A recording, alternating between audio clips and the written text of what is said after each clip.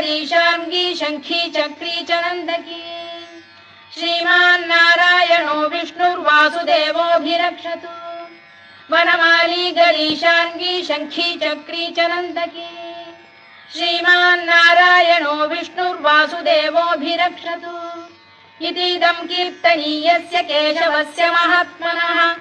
नाम्नां सहस्रं दिव्यानामशेषेण प्रकीर्तितम्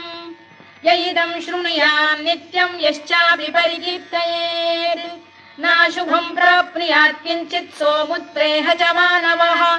वेदान्तगो ब्राह्मणः स्यात् क्षत्रियो विजयी भवेत् वैश्यो धनसमृद्धः स्यात् क्षुद्रः सुखमवाप्नुयात्